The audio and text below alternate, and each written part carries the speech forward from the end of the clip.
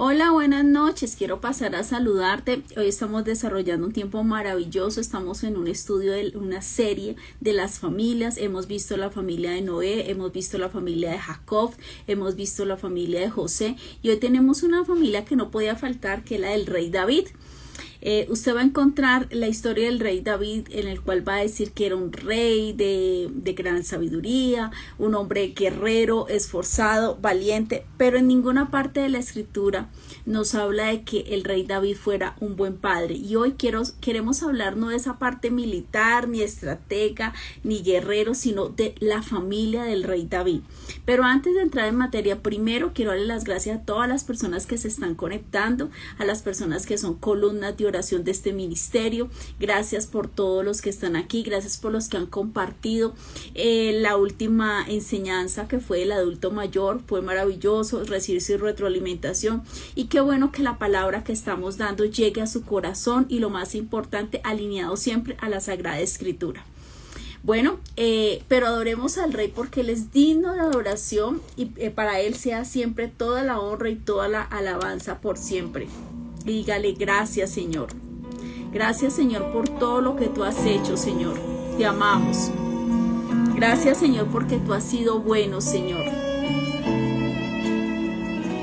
Gracias, Señor. Te adoramos, Señor. Exaltamos tu nombre porque eres digno de adoración. Y te decimos que te amamos. Solo a ti, Señor. Amarte solo a ti. Gracias, Señor, por tanto, por tu amor, por tu cuidado, por la familia. Solo a ti, porque aún en los momentos de tribulación, en los momentos de prueba, nunca caminamos solos. Gracias, Señor, porque tú nunca me has abandonado, porque no he visto justo desamparado, ni su descendencia que mendigue pan. Gracias, Señor. Gracias. Caminamos tras tus pisadas, Señor. Te adoramos. Gracias, Señor, por tanto, Señor. Nos postramos ante ti, Señor. Doblamos rodillas, Señor. Cerramos nuestra puerta y quedamos en lo secreto de nuestro cuarto. Nunca se nos olvida dónde nos sacaste, Señor. Todo sea para la honra y la gloria tuya, Señor. Gracias, Señor. Gracias, Señor. Gracias, mi amado, porque tú eres mi padre, eres mi esposo, mi compañero, mi abogado, mi roca, mi fortaleza, mi maná. Gracias, Señor. Gracias, Señor. Te amamos, Señor, y por eso hoy queremos seguir estudiando la Sagrada Palabra. Y como te cuento, vamos a estudiar la familia del rey David. Bueno, vamos a empezar un poquito a hablar de la familia del rey David desde sus inicios. En el Salmo 51:5 nos hace una explicación. Dice: he aquí en maldad he sido formado y en pecado me concibió mi madre. Muchos teólogos y comentaristas especializados en la palabra explican que realmente David no era hijo del matrimonio, sino que fue de su padre fuera del matrimonio. Entonces, por eso dice en Salmo 69:8: me he vuelto extraño para mis hermanos y extrañado para los hijos de mi madre. Él, después de cierta edad, lo trajo a vivir a su casa, a este hijo que era por fuera del hogar. Dice también en 1 Samuel 16:5: David fue dejado para cuidar los rebaños cuando el profeta Samuel invita a todos los hijos de Yesed a un sacrificio. También dice en 1 Samuel 16:11: Dios le había dicho a Samuel que elegiría a uno de sus hijos para ser ungido de rey, pero la familia nunca tuvo ni consideró a David como ni siquiera una posibilidad. Y recuerdo que cuando usted empieza a leer la historia, llega el profeta Samuel y empieza a mirar los hijos y le dice al Señor: no, este no es, hasta aquí se tú no tienes más hijos. Ay, dijeron: sí, por allá está el que cuida las ovejas. Él siempre fue menospreciado dentro de su casa. Pero vemos también que este hombre ha sido un hombre maravilloso, un hombre que, a pesar de que su origen, que fue despreciado por su familia, el rey David, de todas las tribulaciones, llega a poseer el reino, a tener el respaldo de Dios y a ser un hombre guerrero de batallas, inicia desde muy joven con Goliat cuando se le enfrenta a todo lo que es el ejército filisteo y él derrota a Goliat y lo mata. Y empieza la vida militar, por así decirlo, de lo que conocemos como el famoso rey David. Un hombre que nos puede dejar muchas enseñanzas, pero recordemos que él en su vida se equivocó en algunas cosas. Dice que el precio del pecado de David fue muy grande. Él se enamora, o más que se enamora, él ve a una mujer desnuda bañándose. Ese día él no fue a la batalla, estaba desde el palacio alcanzó a ver una mujer que se estaba bañando y la ve desnuda y dice que la quiso poseer, la hace traer, está con ella y esta mujer luego queda en embarazo. Él pertenecía, el esposo de Betsabé era un general, el general Urías, y cuando ella le dice que está en embarazo, la solución de él es muy sencillo. Le dice: vente, descansa con tu esposa, entra. Y él le dice: ¿cómo entraré yo a estar con mi esposa cuando todo mi grupo, todos mis soldados están peleando y él no entra? Entonces él no tiene forma de justificar el embarazo. Entonces sencillamente el rey David manda a matar por orden de él directamente al esposo de Betsabé. Entonces el precio del pecado, primero el adulterio, luego el asesinato, fue algo que afectó la vida, definitivamente marcó la vida del rey David y tuvo unas consecuencias funestas sobre su familia. Y hoy vamos a estudiar las 5 consecuencias que trajo esta situación. En los salmos él expresa que se siente atormentado y suplica por el perdón. David pagó un precio muy grande a nivel terrenal que lo persiguió hasta la muerte. Dice: no se apartará, esa fue la palabra que le dieron, no se apartará jamás de tu casa la espada, le dijo el profeta Naán. Cuando menospreciaste al Señor y tomaste la mujer de Urías el heteo para que fuese tuya. Segunda de Samuel 12:10, y esta profecía se cumplió literalmente, y es lo que hoy vamos a estudiar, los 5 eventos más trágicos de la familia que tuvo que enfrentar el rey David. La primera de ellas lo encontramos en segunda de Samuel 13:1-14, lo encontramos en Amón y Tamar. Esto fue una tragedia, una cosa impresionante. Tamar era una de las hijas del rey David. Dice la escritura que era una niña muy hermosa y era de su esposa Macá y era media hermana de Amón. Amón era el mayor de los hijos del rey David, habiendo nacido de Ahinoam. Cuando David estaba en Hebrón, era el príncipe heredero al trono, al cual le correspondía cuando David falleciera, él iba a ser por orden de sucesión, era la primera opción para el reinado. Pero ¿qué pasa? Amón empieza a sentir no un amor, lo que empieza a sentir es un deseo desenfrenado carnal por su hermana. Era una pasión desenfrenada, lo cual lo ofuscó su razón, y es algo que es un paralelo entre David y su hijo Amón. Es evidente, pues David no había dado el ejemplo correcto en su casa. A él mismo no haber logrado controlar ese espíritu. El cuerpo era el que tomaba las decisiones sobre él, su deseo, sus pasiones, su área sexual. Cuando él toma a Betsabé y toma la decisión de cometer adulterio después de matar al esposo de ella. Y esa misma situación no tenía autoridad moral cuando uno de sus hijos hizo lo que hizo. Dice la palabra en segunda de Samuel del 13, del 1 al 14, se acostó pues Amón y fingió que estaba muerto, fingió que estaba enfermo, discúlpeme. Vino el rey a visitarle. Y dijo Amón al rey: yo te ruego que venga mi hermana Tamar y haga delante de mí 2 hojuelas para que yo coma de su mano. Y David envió a Tamar a su casa, diciendo: ve ahora a la casa de Amón y tu hermano y hazle de comer. Mas él no quiso, y dice la palabra que la fuerza, dice: mas él no quiso oír la súplica de ella.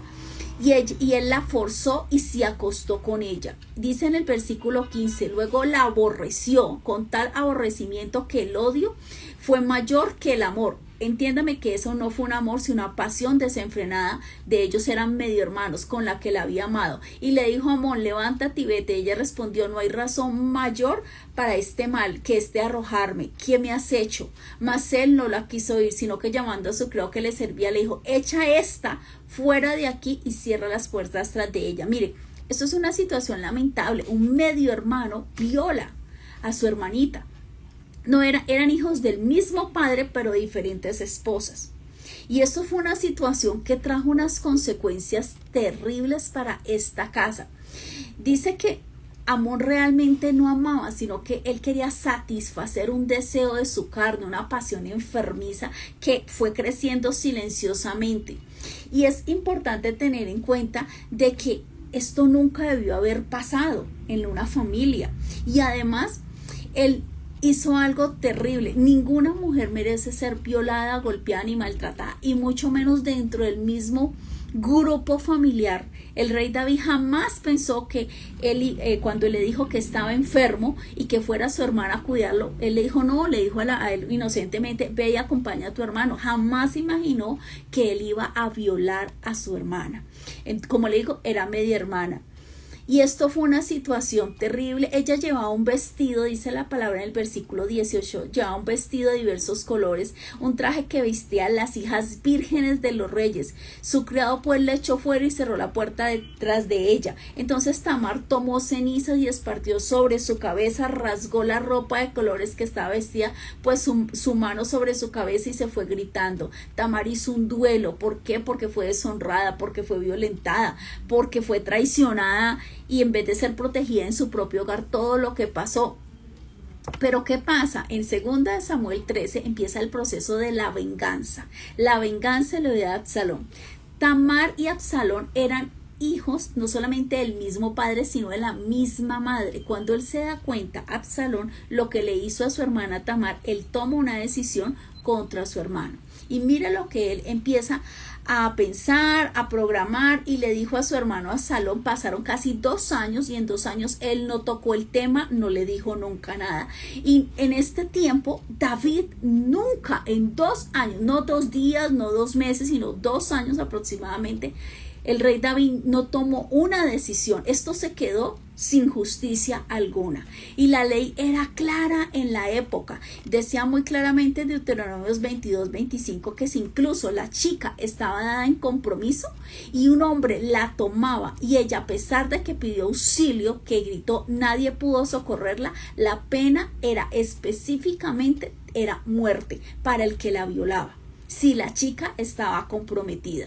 Entonces, no sabemos si ella estaba comprometida, pero lo que sí sabemos es que su padre no hizo absolutamente nada. Le violan a una hija, su propio hijo, y él no hizo absolutamente nada, no lo desterró, no hubo castigo, no hubo una consecuencia, no hubo absolutamente. Y durante 2 años no se hizo justicia para esta chica.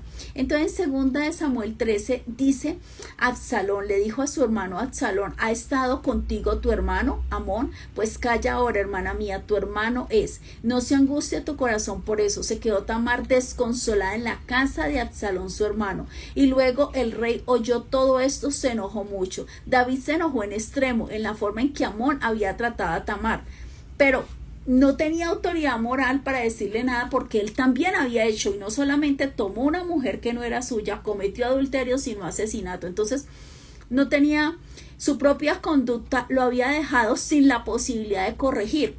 Aquí tenemos otro resultado del pecado. Por causa de su propia culpa, David no actuó para corregir este gran pecado que se presentó en su propia familia. David aprendió la triste lección de que los pecados de los hombres es muy frecuente que los visiten hasta la 3ª y 4ª generación. Esto lo encontramos en Éxodo 34:7. ¿Y qué dice en el versículo 22? Mas Absalón no habló con Amón. Escuchen lo que hizo. Este chico planeó todo. Ni malo, ni bueno. Pues Absalón aborrecía a Amón porque había forzado a su hermana, pero no le dijo nada durante ese tiempo. Pero él busca vengarse. Dice que durante 2 años Absalón escondió su odio y su furor. Al final de este tiempo, él invitó al rey y a todos sus hijos a viajar varios kilómetros al norte de las montañas de Efraín, donde las ovejas están siendo esquiladas. En la esquilada era costumbre tener una fiesta, siendo que en esta ocasión la familia se reunía. David no acepta la invitación, pero va su hijo mayor, que es Amón. Aparentemente sabíamos que era el heredero al trono. Y dice en el versículo 28, y Absalón había dado la orden a sus criados diciendo: os ruego que miréis cuando el corazón de Amón esté alegre por el vino, y al decir yo: herid a Amón, entonces matadle, y no temáis, pues yo os he mandado. Esforzaos pues y sed valientes. Y los criados de Absalón hicieron con Amón como Absalón le había mandado. Entonces se levantaron todos los hijos del rey, montaron cada uno en su mula y huyeron. Cuando ocurre esto, llega la noticia, pero la noticia llega cambiada. Dice que Absalón mató a todos sus hermanos. Entonces Jonadab hace la aclaración y dice: no, mi rey, solo Amón ha sido muerto por mandato de Absalón. Esto había sido determinado desde el día que Amón forzó a Tamar, a su hermano. Entonces dice que él, después de que hacen matar a su hermano, su medio hermano, por orden de él con sus criados, él huye. Él sale de ahí. David llora por su hijo muerto y Absalón parte. Estuvo así durante 3 años. El rey David quería volver a ver a su hijo, pues ya se había consolado un poquito en ese proceso de los 3 años después de la muerte de Amón. Pero ¿qué pasa? En 2 Samuel 14, 24, 33 había un hombre. Este hombre se llamaba Joab. Joab era el capitán del rey David en las batallas. Y él trata de mediar para que Absalón pueda volver al reino, para que él no esté fugitivo y para que él pueda acercarse nuevamente a su padre. Dice la palabra en el capítulo 25, escúchame bien: no había en todo Israel ninguno tan alabado por su hermosura como Absalón, desde la planta de su pie hasta la coronilla. No había en él defecto, o sea, era un hombre muy de hermoso parecer. Después de un tiempo, David le permite a Absalón regresar, pero no lo restituye a la corte ni a sus derechos de príncipe. David reconsideró después de un otro tiempo y le restauró estos derechos. Cuando David hace esto, este es el momento en que Absalón ya había programado hacer un complot con su padre. Ya él había tomado, hacerle como un golpe de estado, quedarse con el reino. Y dice que toda esta situación, él viene, Absalón, en el versículo 33, viene cuando finalmente el padre le autoriza, viene donde el rey, inclinó su rostro a tierra y delante del rey y besó a Absalón. En el 2 Samuel 15:1 vemos ya cuando Absalón, ya esa odio, esa rabia contra su padre porque no hizo nada cuando su hermana fue violada, no hubo consecuencias. Él empieza a añorar en su corazón, tiene el deseo de traer división y contienda. Entonces, ¿qué hace él en 2 Samuel 15, del 1 al 6? Él siempre va a las puertas y de donde era al lado del camino, junto a la puerta, y cuando él veía un pleito, él venía, decía, Absalón le llamaba, le decía: ¿de qué ciudad eres?, le preguntaba, y él respondía: tu siervo es una de las tribus de Israel. Entonces Absalón le decía en 2 Samuel 15: mira, tus palabras son buenas y justas, mas no tienes quien te oiga de parte del rey. Y decía Absalón: ¿quién me pusiera por juez en la tierra para que viniese a mí a todos los que tienen pleito o negocio y que yo les haré justicia? Y después no solamente se acercaba hacia la gente, extendía la mano, los tomaba, los besaba. Y dice en el versículo 6, de esta manera hacía con todos los israelitas que venían a buscar al rey para el juicio. Pero él estaba antes, nunca alcanzaban a hablar con el rey porque él estaba pendiente. Y así dice la palabra, robaba el corazón de los de Israel. Entonces empieza todo un proceso para él empezar a tomar el poder. Él ya tenía planeado que él iba a tomar el puesto que le pertenecía a su papá. Entonces, ¿qué se demoró? él se demoró un tiempo, pero mientras reunía un ejército mayor que el que tenía su padre. Y este tiempo él se empezó a organizar para la batalla. Reunió un ejército formidable, la gente le era leal y empezó todo un proceso para derrocar a su padre. Cuando esto ocurre, vemos de una manera bien interesante que cuando David se da cuenta que su propio hijo va a entrar a destruir la ciudad, lo va a atacar, la solución de él no es enfrentar a su hijo, al contrario, dice la palabra que él decide irse de Jerusalén, alejarse, pero deja 10 concubinas a cargo del templo, específicamente de la casa de él, más que del templo es de la casa de él, las deja allí. Entonces, él se va, sube a la cuesta de los olivos el rey David, está llorando, con la cabeza descubierta, los pies descalzos. El pueblo que tenía consigo iba llorando con él mientras lo subían viendo todo eso. Entonces, imagínense, primero arrancó con la violación de Tamar. Segundo, Absalón, al ver que pasaron 2 años, su padre no hizo absolutamente nada, mata a su medio hermano. Después, él se va después de que asesina a su hermano, regresa después de 3 años. Después de esos 3 años, él empieza a programar un complot para derrotar a su propio padre. Después de ese tiempo, él empieza a ganarse el corazón de la gente. Finalmente él llega a Jerusalén, se quiere apoderar de todo y ahí está uno de los consejeros de el rey que no se fue con él, que se llama Ahitofel. Y Ahitofel no le dio buenos consejos. Ahitofel tenía pensamientos incorrectos. ¿Quién era Ahitofel? Ahitofel fue el abuelo de Betsabé. ¿Se acuerda la mujer que fue tomada? Tuvo el primer hijo que se murió y después tiene el otro hijo que es Salomón, y que su esposo era general, que era Urías, que fue asesinado. Entonces ese señor Ahitofel era el abuelo de Betsabé. La escritura no explica, pero realmente él dice que este hombre tuvo una amargura contra el rey David a causa de todo lo que le hizo a su nieta. De tal manera que Ahitofel está de acuerdo en apoyar a Absalón, prácticamente en hacerle un golpe de estado a su padre, el rey David. Y él le dice: mira, dame 12,000 hombres para ir ya a matar a tu padre que huyó. Está huyendo, está cansado del viaje, tu papá ya no es un hombre, ya han pasado los años, fue un gran guerrero, pero ya los años vienen y es inevitable, él huyó. Y si esta noche lo perseguimos, matamos a tu padre. Imagínense el consejo. Y Ahitofel era el consejero del rey David y fue uno de los que lo traicionó. Pero se queda otro hombre, Usaí, y Usaí da un consejo completamente diferente. Dice: no persigas a tu padre esta noche porque él está como una fiera y se va a enfrentar contigo como sea. Espérate, y además te vas organizando, tú apenas acabaste de tomar el poder y ya iremos a enfrentarlo. Mientras Usaí da ese mensaje, él logra, el rey David, organizar sus tropas, organizarse de tal forma que cuando sean atacados, él tenga con qué defenderse.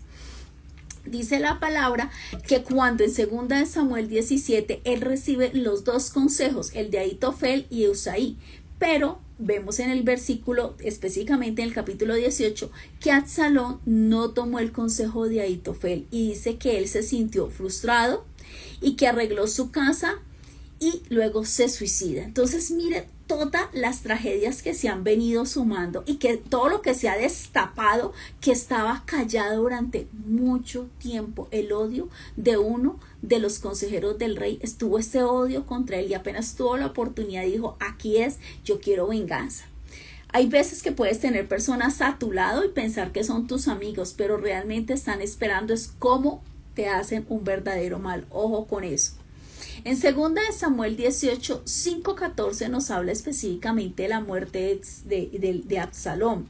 En el versículo 5 dice que el rey mandó a llamar a Joab, a Abisai y a Ittai, diciéndole: tratad benignamente con amor de mí al joven Absalón. Esa fue la instrucción.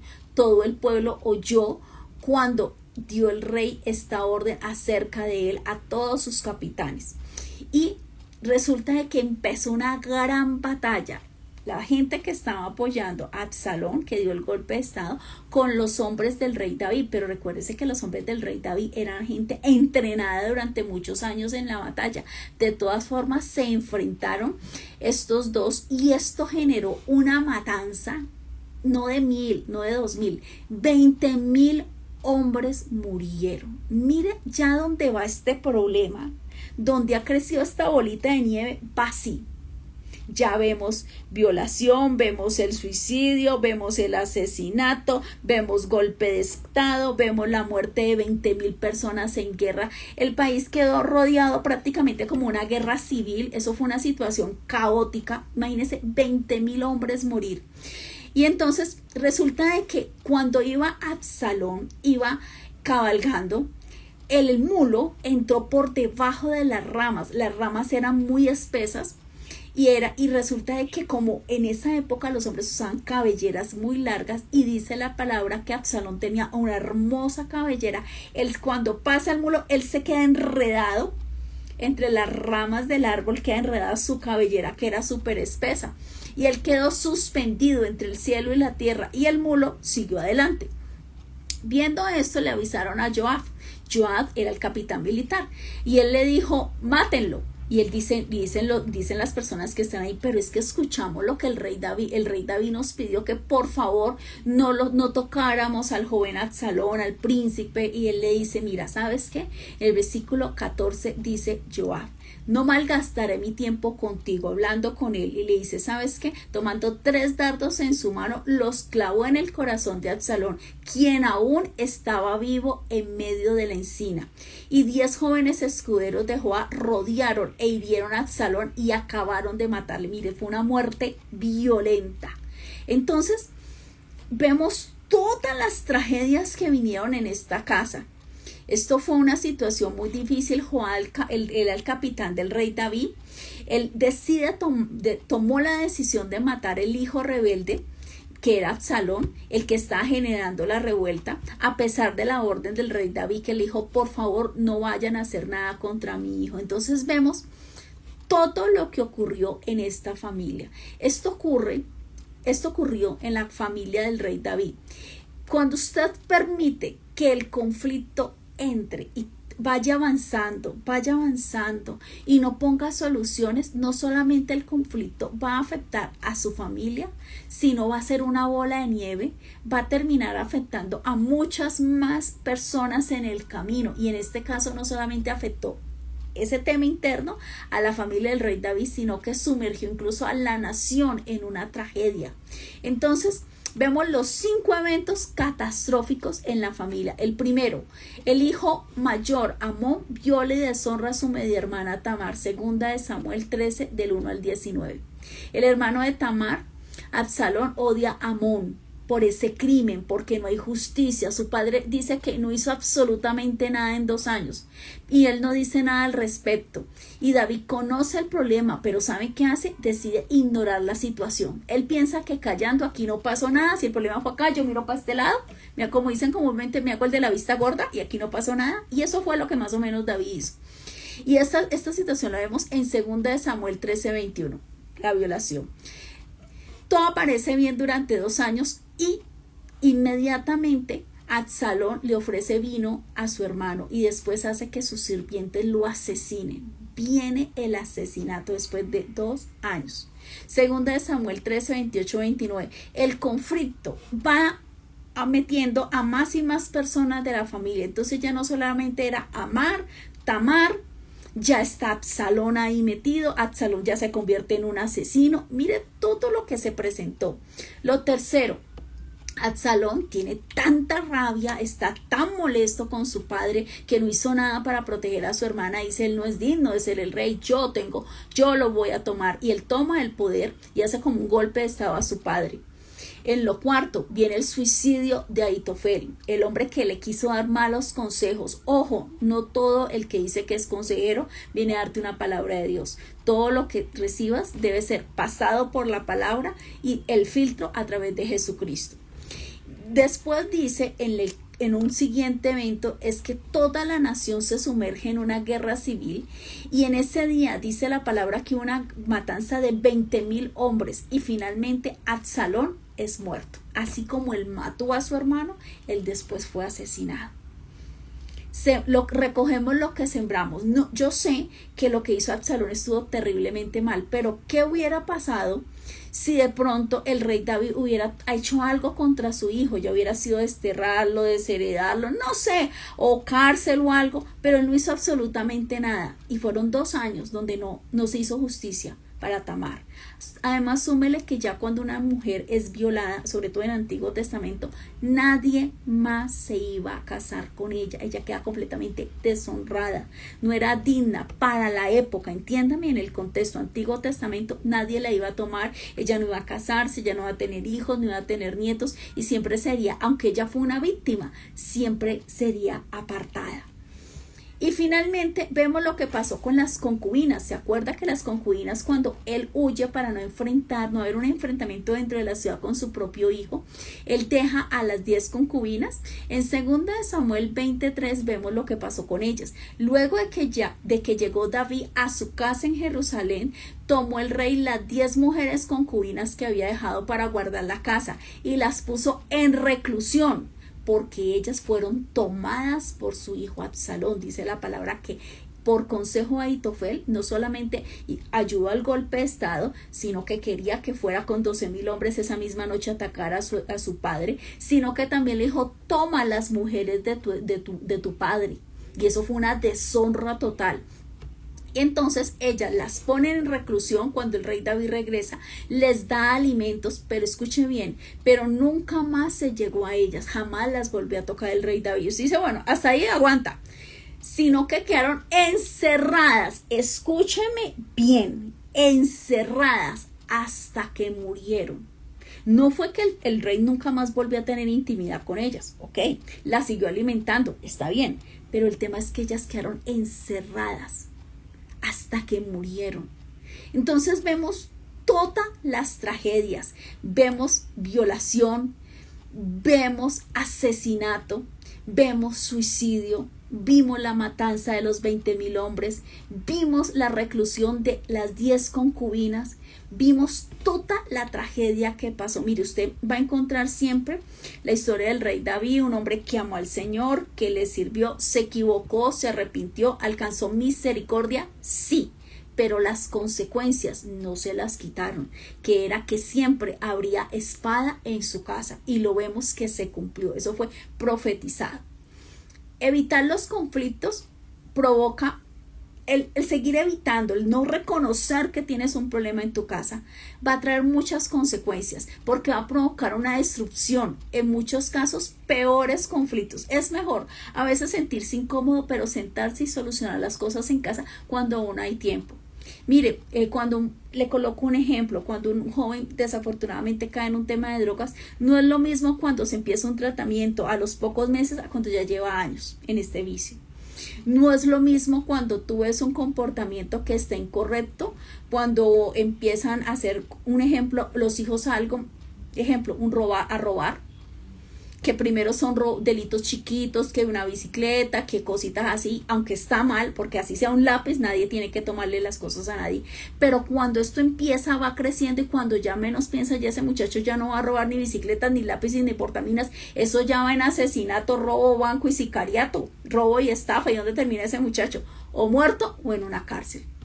Entonces, lo que usted no solucione rápidamente pidiéndole sabiduría y dirección a Dios, va a tener consecuencias, y no solamente en su casa. Ese problema se va a salir como una bola de nieve y va a afectar a los demás. En este caso no solamente fue todo el conflicto interno de la familia de David, sino que llegó a afectar a otras personas, como las concubinas, que terminaron encerradas hasta que murieron, a la pobre Tamar, que quedó deshonrada, destruida, no solamente con un hermano muerto, sino con 2 hermanos muertos. Mire, esto fue una tragedia, 20,000 hombres. Entonces, hay situaciones que, por muy incómodas, dolorosas o complicadas o difíciles, deben ser sanadas a tiempo. en casa. Yo no sé si usted ha escuchado el dicho que la ropa sucia se lava en casa.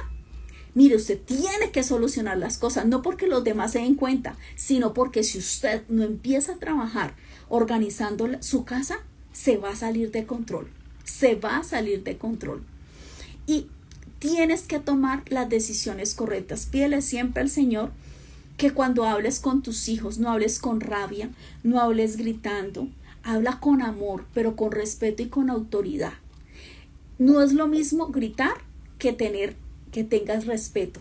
No es lo mismo que tus hijos tengan temor a que sepan que tú eres merecedor de que te honren y que seas escuchado. Entonces, un hombre maravilloso, rey David, guerrero, le sirvió a Dios, se postró ante Dios, un hombre que amó a Dios, pero que su error le pasó una cuenta de cobro altísima. Ese asesinato, ese adulterio con Betsabé, ese niño que murió de esa relación, luego finalmente por misericordia tienen a Salomón, que es el que lo sucede después de que el rey David fallece. Pero el tema de espada en su casa no se libró, siempre habría espada en su casa, y no solamente en su casa, en el país. Tuvieron unas consecuencias terribles. Uno ve muchas personas de familias que tienen unos problemas grandísimos. Usted habla con personas que no se hablan entre padres e hijos, entre primos, entre hermanos, y usted va y esos son temas de no un año, ni un mes, ni que hoy peleamos y mañana nos tratamos de acomodar. No, años, incluso décadas. Familias que solo se reúnen en un cementerio, que no debe ser así. Entonces, esta serie que estamos haciendo es para reflexionar las equivocaciones de estos grandes hombres que, aunque amaron al Señor, se equivocaron y alcanzaron misericordia. Hubo unas consecuencias, y esas consecuencias nos sirven a nosotros para tomar ejemplo de qué debemos hacer y qué no debemos hacer. Si usted se cae, levántese, vaya a la presencia del Señor, pida dirección, cambie su caminar, dígale: Señor, necesito tu guía, necesito que tú seas cambiando mis decisiones. No siga. El problema no es que usted se pegue con una piedra una vez, el problema es que usted se siga pegando con la misma piedra, y peor aún, se encariña hasta con la piedra, y ahí sí, apague y vámonos. Entonces, hoy estudiamos esta historia. El próximo jueves vamos a estudiar una historia que pronto usted la ha escuchado, pero no mucho, que es del sacerdote Elí. El sacerdote Elí tenía un par de hijitos que se comportaban terribles y tuvo unas consecuencias el no corregir a sus propios hijos. Y entonces vamos a estudiar otra familia de la Biblia para aprender más y más. Muchas gracias por estar aquí, gracias por compartir este mensaje, gracias por tu apoyo, gracias por ser columna de oración. Si tienes alguna petición por la cual quieres que oremos, puedes ingresar a www.pastorangelagaleno.com y en Contáctanos colocas tu nombre y nos colocas tu petición, ya sea trabajo, ya sea un tema de salud, ya sea por la familia. Nos colocas ahí el mensaje y vamos a estar orando unos por otros, porque eso es lo que el Señor nos ha mandado, a cubrirnos en oración, en apoyar a los que están en ese momento, que necesitan ser fortalecidos en su fe, o los que están atravesando por pruebas. Gracias por estar aquí, muy buenas noches, y recuerda que también pasado mañana, el viernes por la noche, aproximadamente el sábado, ya vas a poder descargar el resumen de nuestra vigilia que realizamos el viernes hace 8 días del agradecimiento. Vas a poderlo descargar, está más o menos en la grabación, el resumen de la grabación está en unos 35-38 minutos. Buenas noches, bendiciones, hasta luego.